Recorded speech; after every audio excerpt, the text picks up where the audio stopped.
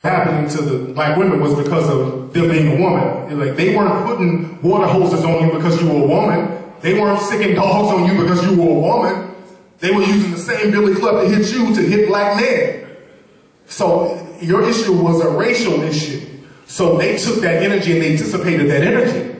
And another thing that happened, the second thing, were these set-aside programs they put in place specifically for sisters. When sisters, during the civil rights movement, and when brothers opened up those doors, they started to give sisters a lot of benefits from whatever financial level you were on. If you wanted to go to college, they took care of that. If you needed welfare, they took care of that. And they specifically left black men out of the loop. The third thing that a lot of people don't talk about is the Vietnam War. The Vietnam War had a lot to do with what happened to black male-female relationships.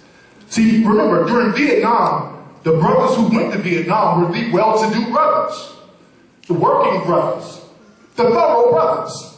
So a lot of people were trying to get out of going to Vietnam, even in the white community. A lot of guys in the white community, they would just run off to Canada if they didn't want to go, or they would just become hippies and just go drop acid and smoke weed and just stay off the grid. And there were a lot of brothers who didn't want to go to Vietnam, and there were a lot of brothers who could not go to Vietnam. A lot of the brothers who couldn't go to Vietnam were part of the criminal class. If you didn't have a diploma, if you were a criminal, you couldn't go. So that's what was left here when the brothers were all fighting. So there was a criminal class of brothers here. Y'all remember the movie Dead President? Yeah.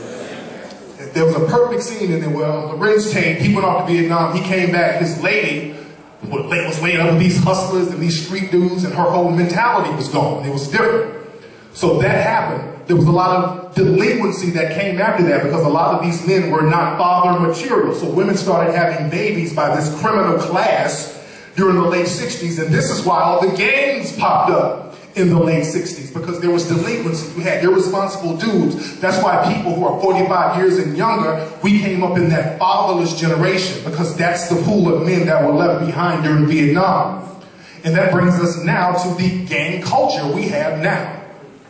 Right here in Chicago, people are talking about the gangs, That's what we see on the news, and that's what we see on in newspapers nationwide. They're talking about the gangs and the violence.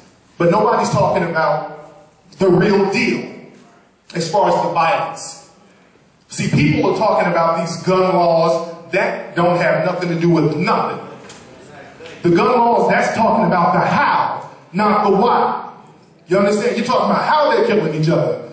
That don't get us to the root of why they're doing it. See, the thing is, in Chicago is a very unique city. See, it's two things that's contributing to all of the violence with the gangs out here in Chicago. There's two things. We're going to get into it.